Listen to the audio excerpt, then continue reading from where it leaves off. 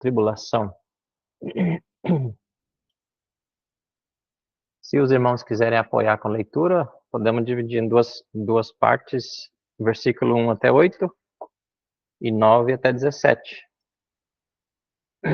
Qualquer irmão que quiser participar na leitura tem a liberdade. Então,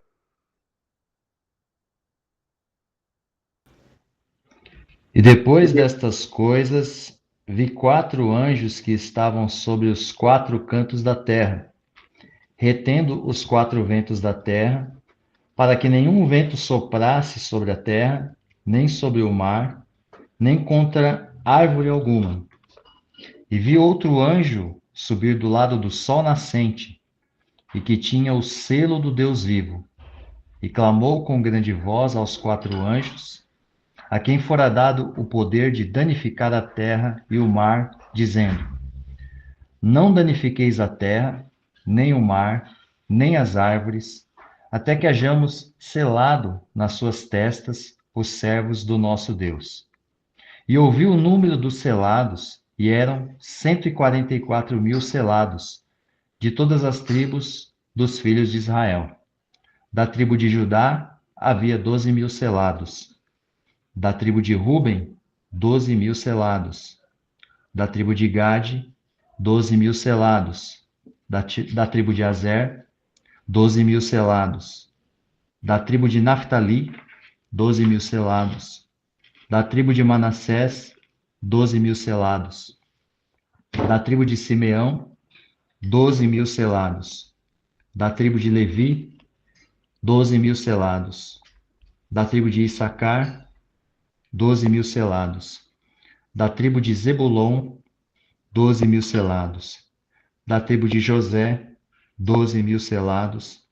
Da tribo de Benjamim, 12.000 selados. E depois dessas verso coisas, 9. olhei, e eis aqui uma multidão, a qual ninguém podia contar, de todas as nações, e tribos, e povos, e línguas, que estavam diante do trono e perante o Cordeiro, trajando vestidos brancos e com palmas nas suas mãos. E clamavam com grande voz, dizendo: salvação ao nosso Deus, que está sentado no trono, e ao Cordeiro. E todos os anjos estavam ao redor do trono, e dos anciões, e dos 4 animais. E prostraram-se diante do trono sobre seus rostos, e adoraram a Deus, dizendo: Amém, louvor e glória, e sabedoria, e ação de graças, e honra, e poder, e força ao nosso Deus, para todo o sempre. Amém.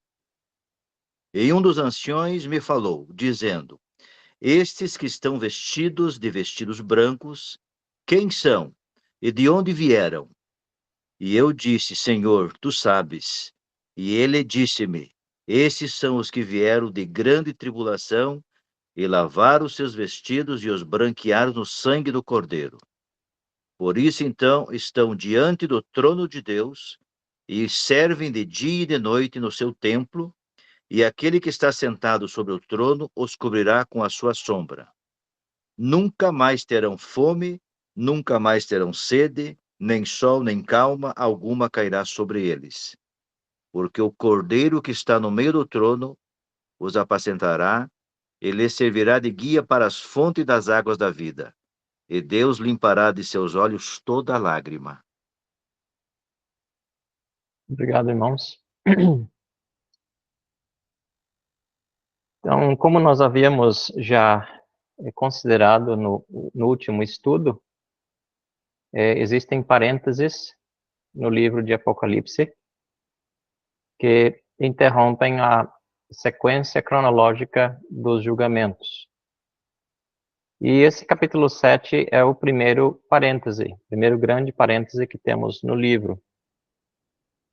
E nesse parêntese, que interrompe a sequência entre o 6º selo e o 7º selo, que vai ser aberto somente a partir do capítulo 8. Nós temos aqui uma descrição de detalhes a respeito dos salvos do período da tribulação. E esse capítulo também é dividido em duas partes. Temos o primeiro grupo, mencionado até o versículo 8, e o segundo grande grupo, do versículo 9 até o fim. Então, nós vamos ver que são classes diferentes, porque o primeiro grupo são judeus, todos judeus, e o segundo grupo são todos gentios salvos. Então, agora aqui no versículo 1, nós vemos que João, ele viu 4 anjos em pé, nos 4 cantos da terra, esperando ordens para soltar 4 ventos de juízo na terra. É provável que esses ventos que aparecem aqui, descritos, se refiram a juízos. E esses 4 anjos estão para soltar, né, dos 4 cantos da terra sobre o mundo. E isso parece coincidir com os 4 cavaleiros que temos visto, né? Alguns até pensam que esses 4 ventos aqui sejam diretamente relacionados a esses 4 cavaleiros. Mas isso é somente uma suposição. Existem passagens na Bíblia que usam a expressão ventos relacionado a forças e que também são comparados a cavalos, a força dos cavalos, né? Poderíamos lembrar, por exemplo, de Zacarias capítulo 6, Zacarias capítulo 6 e versículo 1, é uma ilustração disso.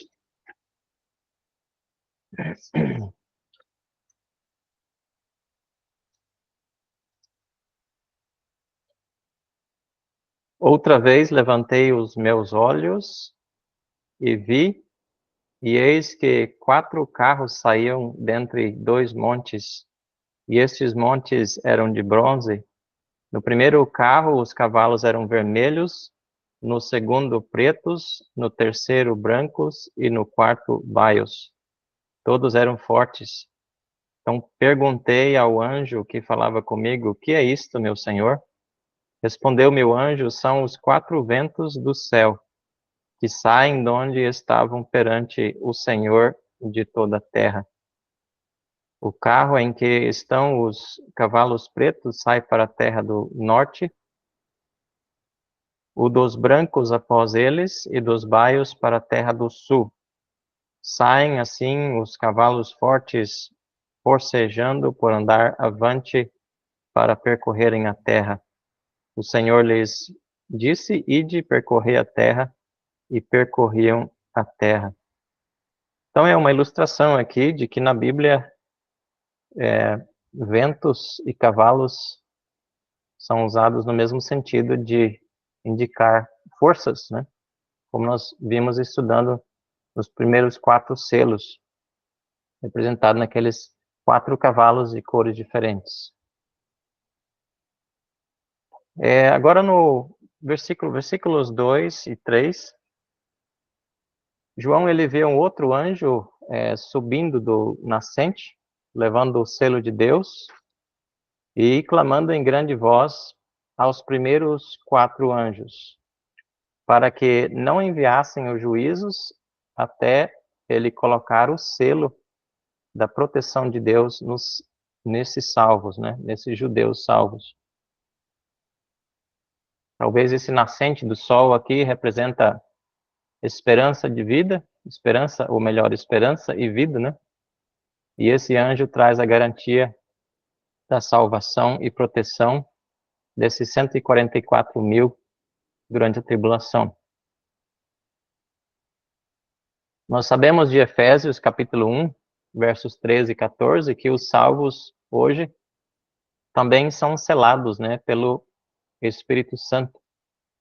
E por isso são propriedade eterna de Deus. Então parece que essas pessoas salvas, ou melhor, essas pessoas serão salvas no intervalo entre o arrebatamento e o começo da tribulação. Então, antes de qualquer juízo cair sobre a terra, versículos 1 e 2, eles são selados. Versículos 4 até 8 mostra que esses 144 mil selados são 12 mil judeus de cada uma das 12 tribos de Israel. Então, são 12 mil salvos de cada tribo. É muito claro que são todos judeus. Eu sei que muitos pensam que esse número é figurativo, mas não existe razão ou motivo para pensar assim. São números reais, específicos, que o Senhor está dando, o número exato daqueles que Ele há de selar. O número 12 é sempre ligado na Bíblia com administração, como, por exemplo, as 12 tribos, né, que o Senhor escolheu, os filhos de Israel, os 12 apóstolos, que o Senhor Jesus Cristo chamou, e etc. Então, esses judeus, eles serão os despenseiros de Deus durante esse período da tribulação. Agora, examinando os nomes dessas 12 tribos mencionados aqui, nós notamos que uma tribo não aparece, a tribo de Dan. A tribo de Dan não foi colocada nessa lista. E no lugar de Dan aparece Manassés, que foi o primogênito de José, filho mais velho de José. Então, Manassés aqui aparece na lista no lugar de Dan. Tem-se buscado investigação para tentar entender por que Dan está excluído e não será incluído nessa salvação no período da tribulação.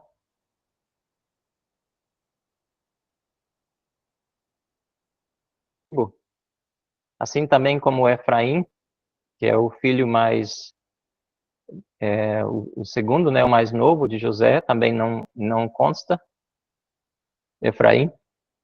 E é porque essas tribos, elas foram tribos que praticaram muita idolatria, tribos mais idólatras, né, no Velho Testamento. E parece que vão continuar assim. E no período de tribulação, se não forem salvas dentre as 12, elas vão então ser apoiadores do anticristo, né? Então, muitos pensam nesse sentido, e é o motivo porque não aparece aqui. Eles não vão ser salvos, os dentre a tribo de Dan. Devemos lembrar que a igreja não estará na terra,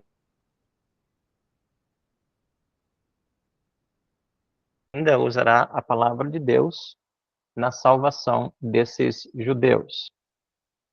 Então, mesmo que a igreja não vai estar pregando o evangelho como hoje, mas esses judeus, eles vão crer no evangelho por meio da palavra de Deus, por meio das escrituras. O caso, por exemplo, de Saulo de Tarso, que depois se tornou apóstolo Paulo, serve para ilustrar um caso assim.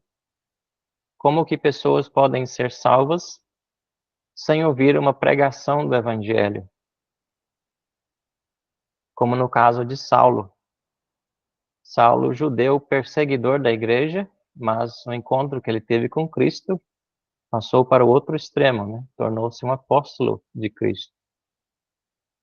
E nós poderíamos imaginar como que seria o efeito de 144 mil judeus como Paulo, né, no mundo. Quanto que seria o impacto, né, do progresso do evangelho sendo anunciado por esses 144 mil, como se fossem como Paulo, todos como Paulo, né? Provavelmente esses judeus, eles vão ser despertados pelo próprio arrebatamento. Evidentemente que as pessoas no mundo vão sentir falta dos crentes, né? E vão entender que alguma profecia nas mentiras, que os cientistas vão inventar, e nós vamos perceber nesses dias perto do fim que vai se aumentar muito os falatórios a respeito de extraterrestres, e provavelmente muitos vão acreditar que os crentes foram levados por extraterrestres para outro lugar.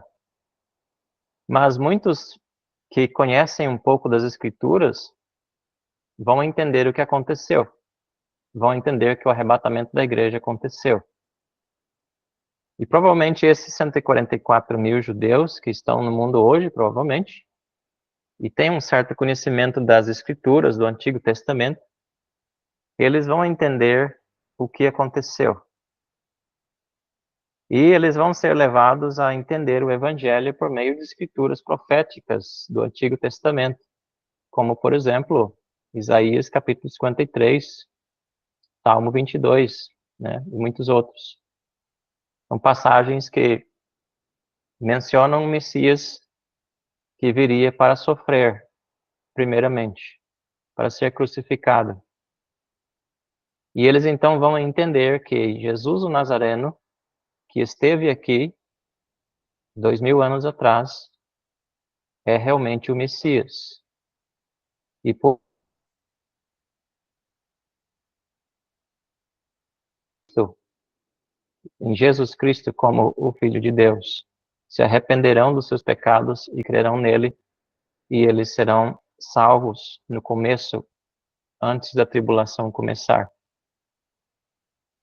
Então, assim, Deus ele vai voltar a usar esses judeus como seus servos, depois da saída da igreja, e esses judeus, eles pregarão o evangelho do reino em toda parte do mundo. Mateus 24 e 14. Não somente para judeus, mas para gentios também. No capítulo 14, que nós vamos poder estudar mais para frente, na permissão do Senhor, onde tem um outro parêntese. Ali também nós temos mais detalhes a respeito desses 144 mil selados. Na primeira parte desse capítulo 14.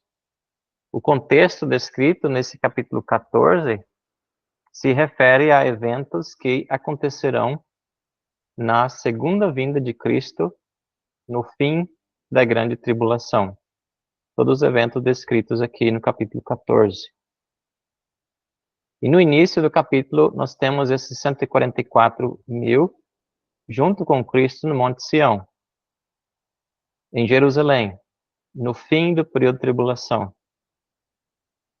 Então, isso nos chama a atenção, porque nos mostra que, pelo fato de que nenhum deles está faltando, no fim do período de tribulação, o número está completo, 144 mil, isso indica que nenhum deles vai ser morto durante esses 7 anos.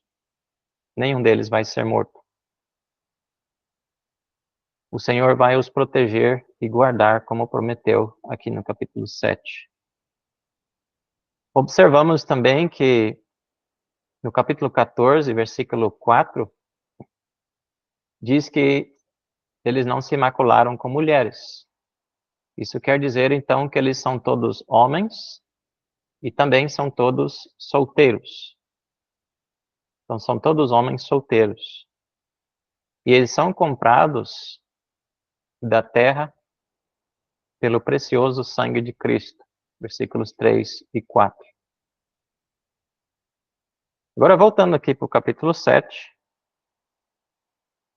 Depois de ter falado um pouquinho sobre esses 144 mil, depois os irmãos podem talvez acrescentar alguma coisa ou ajudar no sentido de perguntas para desenvolver mais. Voltando agora no capítulo 7, aqui no versículo 9, temos o segundo grupo, um outro grande grupo de salvos. Agora são gentios. Uma grande multidão de salvos diante do trono e diante do Cordeiro, vestidos de vestiduras brancas. Alguns pensam que esse trono e essas pessoas estão na terra, mas a frase que descreve que eles estão diante do Cordeiro, e os anjos e seres viventes e anciãos mencionados no versículos 11 a 13, nos provam que essa cena está no céu, ou acontece no céu. Nós notamos que essa multidão é de gentios, porque eles são, abre aspas, né, aqui, de todas as nações, tribos, povos e línguas. Então, essa expressão é uma expressão que é usada para gentios, todas as nações, tribos, povos e línguas. E tudo indica que essas pessoas são as pessoas que creram na pregação do Evangelho dos 144 mil judeus, mas foram perseguidos até a morte pela influência do anticristo e seus seguidores. Então eles já morreram. Eles estão diante do trono. E eles estão aguardando também a ressurreição, como nós vimos lá no capítulo 6, no 5º selo. Estão aguardando o término do período de tribulação, quando eles vão ressuscitar dentre os mortos, receber um corpo glorificado. Então eles são resultado da pregação do Evangelho dos 144 mil judeus aqui na tribulação, mas eles foram perseguidos por causa da sua fé, foram mortos, são mártires, né, do período de tribulação, e eles estão aguardando o término para serem ressuscitados. Diz aqui que a cada um deles foi dada uma vestidura branca, assim como nós vimos no capítulo 6, né, e versículos 9 a 11.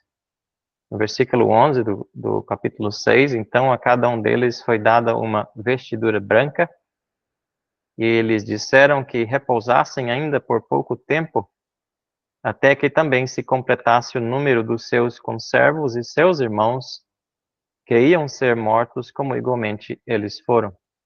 Então esses aqui, do 9 ao 11 do capítulo 6, são os mesmos que estão aqui no céu, no capítulo 7, versículos 9 a 17. É o mesmo grupo de salvos mártires do período de tribulação. Vestidos com vestiduras brancas, e também diz que eles têm palmas nas mãos. É uma figura interessante que é usada aqui, que países orientais usam palmas em tempo de vitória e de alegria. E aqui, certamente, isso representa a vitória deles, desses salvos, né? Que mesmo sendo mortos pela sua fé, mas eles venceram o anticristo, venceram a perseguição, não negaram o nome do Senhor e estão no céu com Cristo. Nós temos, eu não anotei aqui, mas eu vou achar o capítulo mais para frente, capítulo 13. No capítulo 13 e no versículo 7, vamos estudar isso na permissão do Senhor, pensando sobre as duas bestas. Mas só para ver um detalhe aqui sobre essa perseguição, no verso 7 do capítulo 13, foi-lhe dado também que pelejasse contra os santos e os vencesse. Deu-se-lhe ainda autoridade sobre cada tribo, povo, língua e nação. Mesma expressão que temos aqui no capítulo 7. E adorá-lo todos os que habitam sobre a terra, aqueles cujos nomes não foram escritos no livro da vida do Cordeiro, que foi morto desde a fundação do mundo. Versículos 9 e 10. Se alguém tem ouvidos, ouça. Se alguém leva para cativeiro vai. Se alguém matar a espada, necessário é que seja morto a espada. Aqui está a perseverança e a fidelidade dos santos. Então, aqui é dito que o anticristo vence eles. Então, humanamente falando, parece que eles são perdedores, né? O anticristo venceu eles, o anticristo matou eles. Mas, aos olhos de Deus, eles são vencedores. Eles venceram o anticristo e não negaram o nome do Senhor. Nos versículos 10 a 12, essa multidão de mártires está louvando e adorando a Deus no céu. E os anjos, seres viventes e anciãos, que já comparamos com a igreja, né? Também participam nessa adoração no céu. Aí, versículos 13 a 14. Então, o que acontece aqui nos versículos 13 a 14, que depois que acontece essa adoração nos céus, um dos anciãos perguntou para João sobre a identidade e a origem dessa grande multidão de gentios salvos. E essa pergunta foi feita para ensinar João, e nós também, sobre esse povo salvo. João, ele não sabia responder, e ele pediu ajuda. E aquele ancião, então, respondeu que eles vêm da grande tribulação, e que lavaram suas vestiduras no sangue do Cordeiro. Agora nota um detalhe interessante aqui. Não diz que eles vieram da grande tribulação, mas diz que eles vêm da grande tribulação. Então isso mostra que essa cena não é depois da grande tribulação, mas mostrando que eles serão mortos pelo anticristo e seus seguidores durante a grande tribulação. Eles estão chegando da grande tribulação, morrendo e chegando diante do trono, à medida que eles morrem.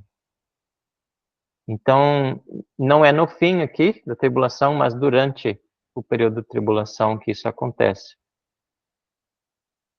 Esse povo é um povo distinto, eles não pertencem a Israel, e também eles não pertencem à igreja.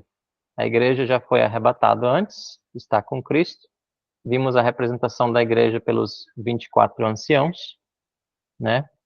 Então eles são o terceiro povo. São gentios salvos do período da tribulação. Nós podemos denominá-los assim.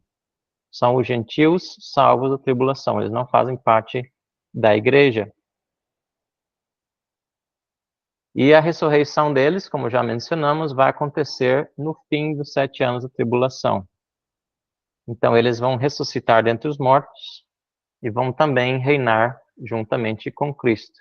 Vamos conferir capítulo 20, versículo 4. Apocalipse capítulo 20, versículo 4. A descrição no começo do capítulo 20 aqui é sobre o milênio. Satanás é preso, versículos 1, 2 e 3, durante esses 1000 anos. Aí no versículo 4 diz: Vi também tronos, e nestes sentaram-se aqueles aos quais foi dada a autoridade de julgar. Vi ainda as almas dos decapitados por causa do testemunho de Jesus, bem como por causa da palavra de Deus. Veja que está falando sobre os mesmo grupo que nós estamos considerando. As almas dos decapitados por causa do testemunho de Jesus. Perderam a cabeça, né? Bem como por causa da palavra de Deus. Tantos quantos não adoraram a besta, nem tampouco a sua imagem, e não receberam a marca na fronte e na mão. Então esses são todos esses salvos que não receberam a marca da besta. O que diz aqui no fim do versículo 4? E viveram e reinaram com Cristo durante 1000 anos. Então, esse viveram aqui quer dizer que eles ressuscitaram. Ressuscitam, recebem um corpo transformado, glorioso, e eles também reinam juntamente com os salvos da igreja pelos 1000 anos. E também junto com os judeus salvos, que também vão ressuscitar nesse tempo. Mas isso é um outro estudo.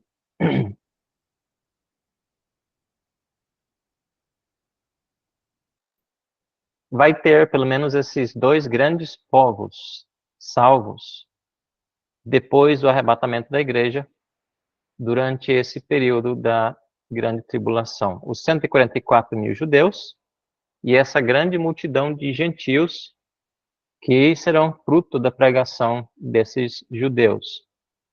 Também aprendemos aqui que a mensagem que os gentios ouviram desses judeus foi sobre o valor do sangue do Cordeiro para purificar o seu pecado, né? Eles, assim como nós eles serão salvos pela fé na obra de Cristo, na cruz, em seu lugar. Da mesma forma que nós, salvos pela fé no sangue de Cristo. Devemos entender que a salvação de pessoas depois do período do arrebatamento da igreja não apoia nenhum tipo de doutrina de uma segunda chance para os gentios que não receberam Cristo como Salvador antes do arrebatamento, mas que ouviram a mensagem do Evangelho. O fato de que pessoas vão ser salvas durante o período de tribulação não significa que qualquer pessoa vai ser salva no período de tribulação. Como nós já vimos em 2 Tessalonicenses capítulo 2, e vamos reforçar, no versículo 9, as pessoas que ouviram o Evangelho hoje, antes do arrebatamento da igreja, e rejeitaram, desprezaram a Cristo, essas pessoas não terão uma segunda chance, porque o próprio Deus enviará endurecimento para que eles não creiam no Evangelho que vai ser anunciado. Vamos olhar 2 Tessalonicenses 2 e versículo 9.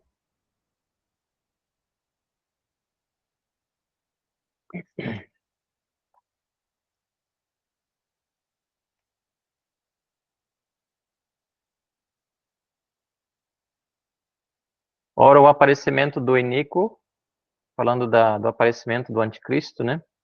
É segundo a eficácia de Satanás, com todo o poder e sinais e prodígios da mentira, e com todo o engano de injustiça aos que perecem, porque não acolheram o amor da verdade para serem salvos. É por este motivo, pois, que Deus lhes manda a operação do erro, para darem crédito à mentira, a fim de serem julgados todos quantos não deram crédito à verdade.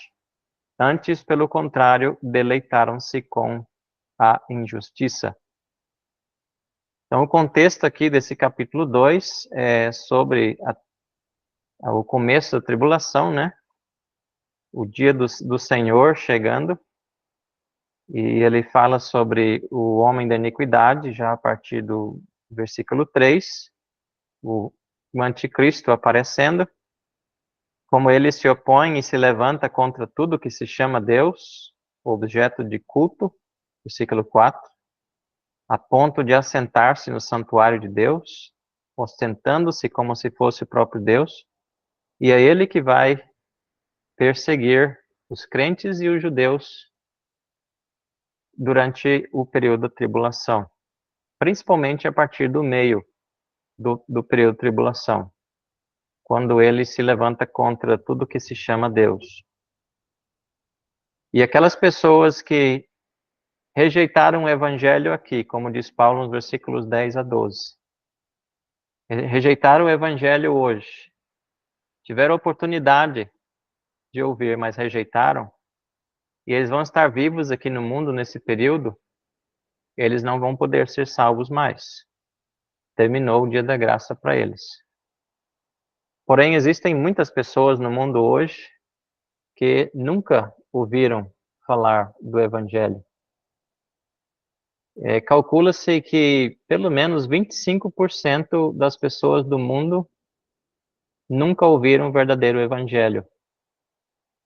Porque a pregação do Evangelho é proibida por autoridades de países de outras religiões que odeiam o cristianismo, como, por exemplo, países islâmicos, países budistas, que são muitos também, dentre muitos outros tipos de religiões que existem. E esses países que praticam essas religiões diferentes, eles acreditam que o cristianismo é o catolicismo romano. Então, eles identificam o cristianismo com os católicos. Eles não conhecem o verdadeiro evangelho, o evangelho da salvação pela fé, não pelas obras. Todas essas religiões que existem no mundo pregam a salvação pelas obras, todas elas. Todas elas foram criadas pelo inimigo para enganar as pessoas e por isso pregam a salvação pelas obras. Eu gostaria de ler um versículo interessante aqui em Isaías capítulo 66, relacionado a isso. Livro do profeta Isaías, capítulo 66, 66.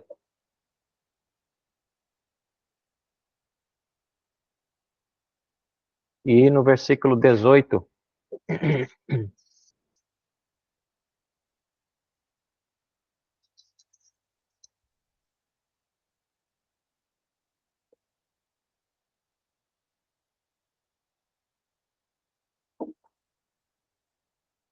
Isaías 66, 18. Porque conheço as suas obras e os seus pensamentos, e venho para ajuntar todas as nações e línguas. Elas virão e contemplarão a minha glória. Porei entre elas um sinal, e alguns dos que foram salvos enviarei às nações, a Tarsis, Ul e Lude, que atiram com arco, a Tubal e a Javã, até as terras do mar mais remotas, que jamais ouviram falar de mim, nem viram a minha glória. Eles anunciarão entre as nações a minha glória. Trarão todos os vossos irmãos, dentre todas as nações, por oferta ao Senhor, sobre cavalos em liteiras, e sobre mulas, dromedários, ao meu santo monte, a Jerusalém, diz o Senhor. Como quando os filhos de Israel trazem as suas ofertas de manjares em vasos puros à casa do Senhor.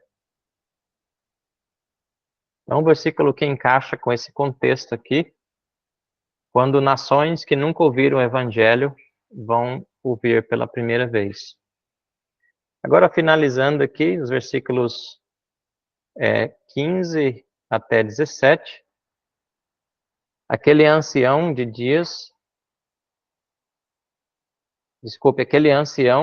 daqueles 24 anciãos, continua explicando para João sobre as bênçãos eternas desses gentios salvos.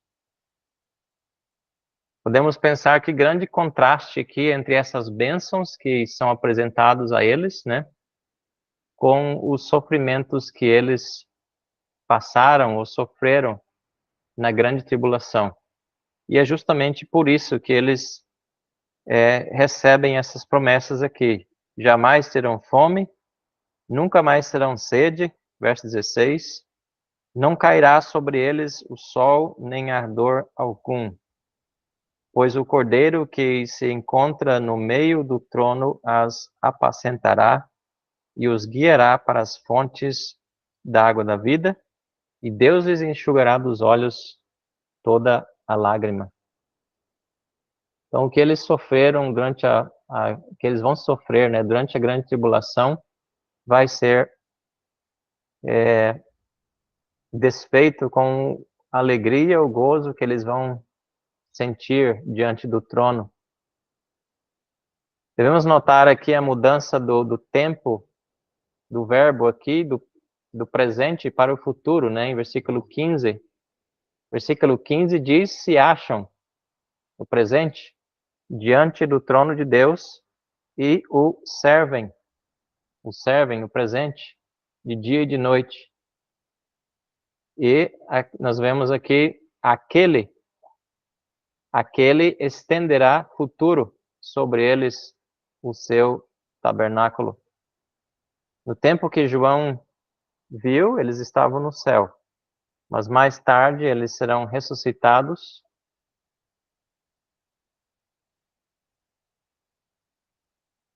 Capítulo 20, versículo 4. As bênçãos que aparecem aqui, né, de proteção e provisão divina, mencionados no versículo 16 e 17, são como aquelas que encontramos também em Isaías, capítulo 25. Vamos olhar rapidamente, Isaías 25, versículo 8. Isaías tem muitas passagens referentes a coisas futuras, referentes ao período de tribulação, ao milênio, muitas passagens sobre o milênio. E aqui é uma dessas, Isaías 25, e versos 8 e 9. Tragará a morte para sempre, e assim enxugará o Senhor Deus as lágrimas de todos os rostos, e tirará de toda a terra o opróbrio do seu povo, porque o Senhor falou.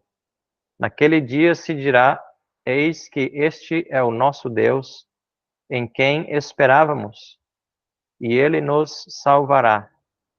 Este é o Senhor a quem aguardávamos, na sua salvação. Exultaremos e nos alegraremos. Também no 49:10, ainda de Isaías, 49:10.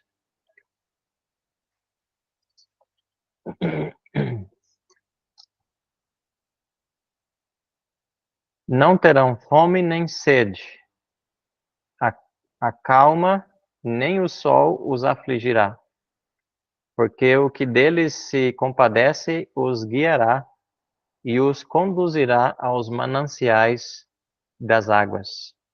Então temos um eco aqui dessas duas passagens aqui em Apocalipse capítulo 7, versículos 16 e 17. Interessante que normalmente é um cordeiro que precisa de um pastor. Mas aqui o cordeiro, Cristo, né, será o pastor desses irmãos para sempre. É o cordeiro que vai apacentar eles, né? Como nós também sempre gostamos de lembrar, né? Salmo 23. O Senhor é o meu pastor e nada me faltará. Então, irmãos, o que eu tinha para falar a respeito desse capítulo seria isso. E agora vamos deixar em aberto o tempo para os irmãos comentar e perguntar ou lembrar alguma passagem. O Josué já abriu a fila. Pode falar, irmão.